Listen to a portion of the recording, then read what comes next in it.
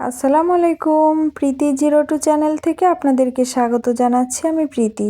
সবাই কেমন আছেন? আলহামদুলিল্লাহ আমি ভালো আছি। তো এখানে চটপটির ডাল আমি সিদ্ধ করে নিয়েছি লবণ আর হলুদ দিয়ে একটু ঝোল করে।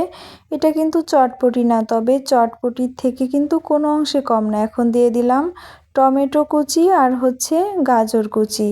তারপর দিয়ে দিব কাঁচামরিচ কুচি, পেঁয়াজ কুচি, ধনিয়া পাতা কুচি। এটা আপনাদের স্বাদ মতো দিতে পারেন, আমি আমার স্বাদ মতো দিয়ে দিচ্ছি। এখানে আমি একজন মানুষের জন্য তৈরি করব, চাইলে আপনারা কম বেশি করে রেডি করতে পারেন।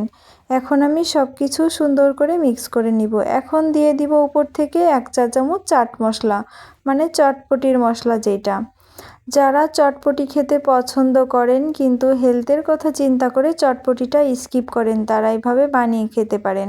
এখন সব কিছু সুন্দর করে মিক্স করে নিলাম। এখন আমি এটার সাথে উপরে আমি দিয়ে দিব একটা ডিমটা আমি উপর থেকে কিউব করে কেটে নিব।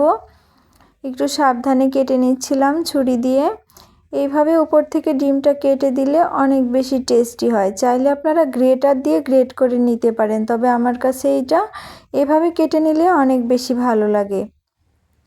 এই তো দেখুন কত সুন্দর কালারফুল লাগছিল। এখন আমি টক রেডি করব। এখানে তেঁতুল গুলিয়ে রেখেছিলাম, সেটার উপরে আমি 1 চা চামচ চাট মশলা দিয়ে দিচ্ছি আর পরিমাণ মতো একটু চিনি দিয়ে দিলাম, এটা অনেকটা টেস্টি হওয়ার জন্য।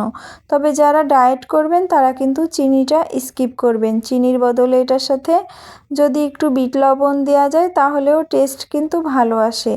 এখন সব কিছু সুন্দর করে গুলিয়ে আমি এই ডিমের উপরে দিয়ে দিব এই টকটা।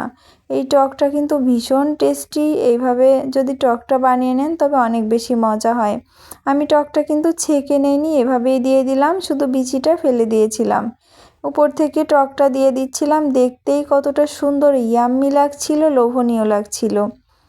তো আপনারা বাসায় যদি এভাবে ট্রাই করেন, বাচ্চারাও কিন্তু এটা অনেক বেশি এনজয় করবে। যারা বাইরের বাজে খাবার বা বাইরের খাবার খেতে পছন্দ করে না, বাইরের আনহেলদি চটপটি ফুচকা, তারা এইভাবে বাসায় বানিয়ে খাবেন। অনেক বেশি টেস্টি আর মজাদার এটা। তবে এটা যদি আলু দেন তাহলে কিন্তু যারা ডায়েট করছেন তারা স্কিপ করবেন, তবে এটার সাথে কিন্তু আলুও দেয়া যায়। তো আমি এটা যেহেতু ডায়েটের জন্য তৈরি করছি, আমি আলু দিচ্ছি না। এই তো আমি খাবারটা ট্রাই করে দেখলাম, ভীষণ মজা হয়েছিল। তো আপনারা কিন্তু আমার রেসিপিটা অবশ্যই ট্রাই করবেন। আমার রেসিপি ভালো লাগলে লাইক কমেন্ট শেয়ার করে আমার চ্যানেলটিকে সাবস্ক্রাইব করবেন। আর সবাই ভালো থাকবেন, সুস্থ থাকবেন, বেশি সবার ভিডিও দেখবেন। সবাইকে বিদায় জানিয়ে শেষ করছি। আসসালামু আলাইকুম।